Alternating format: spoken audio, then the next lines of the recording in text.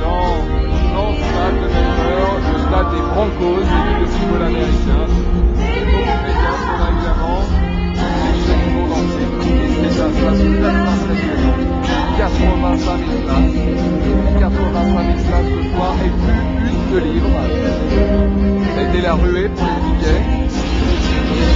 C'est la première fois en fait depuis 1960, depuis l'investiture de Kennedy, que le candidat démocrate va sortir de l'enceinte du centre de convention, du convention de Pepsi Center à proximité d'ici. Voilà, vous voyez, il y a encore très peu d'applaudissements, c'est seulement la répétition. Les portes de ce stade vont ouvrir dans 1 heure seulement. Ce que je vous disais donc, c'est la première fois que le candidat démocrate sortira du centre de convention pour donner son discours d'investiture depuis 1960. C'est évidemment une manière très forte de montrer sa popularité. De s'exprimer devant 85 000 personnes, ce sera très impressionnant cette foule.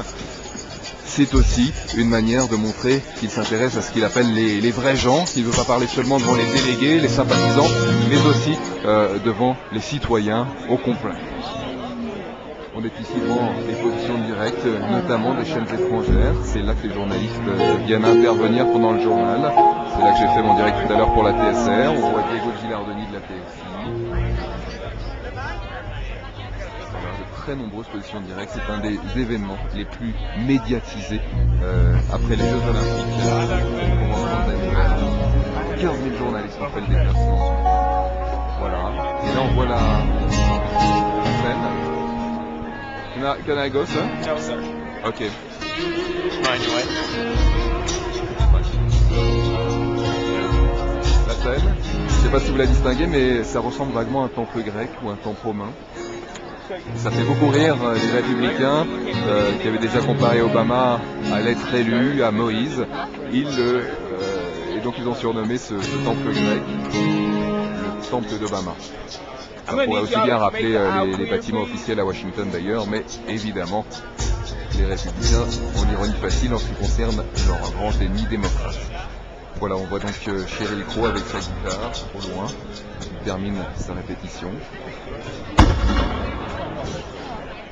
Ce sera donc ce soir, le grand soir, ici au stade des Broncos, avec Barack Obama. Haute mesure de sécurité. Gros déploiement de policiers, grosse manifestation aussi à l'extérieur, j'espère vous les montrer. Voilà, on attend maintenant Barack Obama pour le discours le plus important de sa carrière politique à ce jour. Barack Obama, qui va donc jouer le reste de sa campagne. Ce sera un grand moment pour les démocrates. Alors, c'est retrouvé hier grâce à Hillary Clinton. Mais on remarque quand même ce soir que Bill Clinton ne sera pas là. En revanche, Al Gore, lui, le prix Nobel de la paix, viendra ici au stade des Broncos pour ce discours d'investiture de Barack Obama.